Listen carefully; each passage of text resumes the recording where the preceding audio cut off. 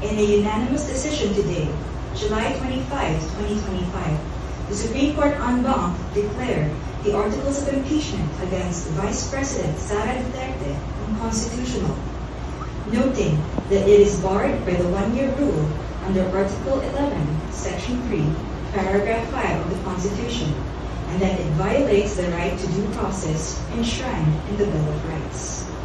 Therefore, the Senate did not acquire jurisdiction over the impeachment proceedings.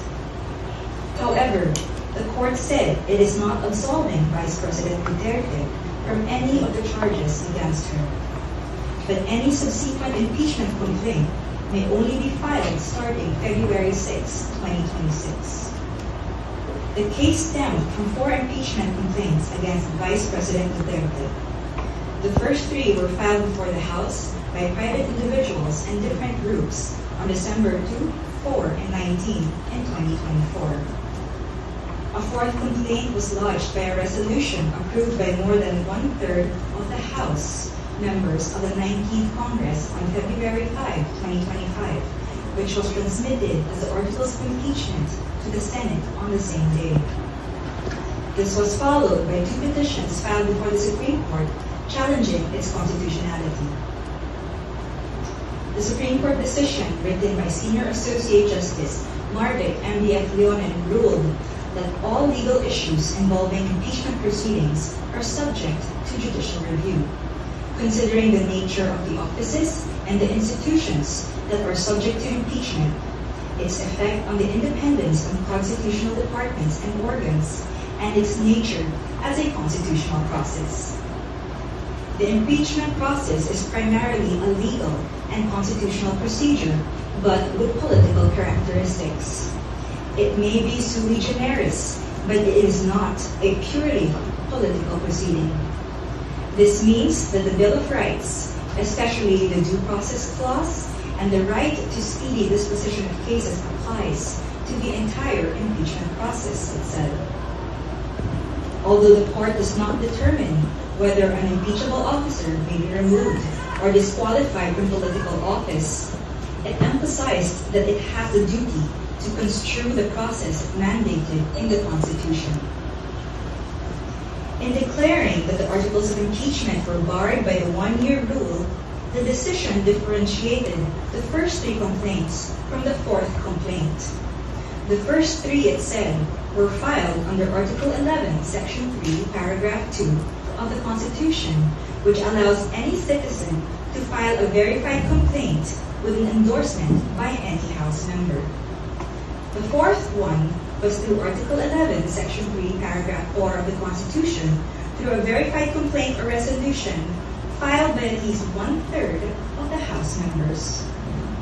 The court took note that the House and the 19th Congress did not act on the first 3 endorsed complaints, which were considered terminated or dismissed upon adjournment of the House.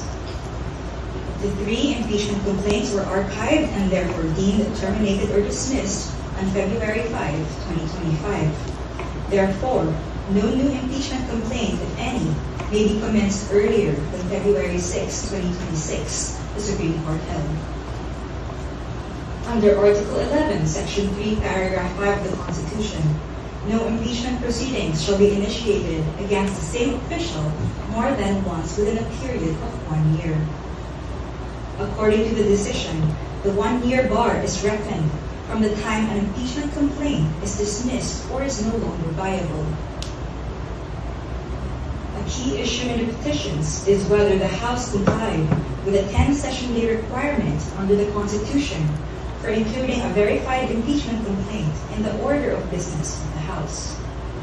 The court ruled that the House was able to comply with the requirement by putting the 3 endorsed impeachment complaints in the order of business of the House of Representatives, since a session day is not equivalent to a calendar day. It is a period that starts from a call to order until the session is adjourned, regardless of the passage of time. However, the court reminded the House that Article 11, Section 3, Paragraph 2 of the Constitution clearly requires that a verified impeachment complaint be immediately put in the order of business within 10 session days from its endorsement. The Constitution does not grant either the Secretary General or the Speaker of the House any discretion to determine when this period commences. Consequently, the House of Representatives is not granted any discretion except to refer these matters to the proper committee within 3 session days.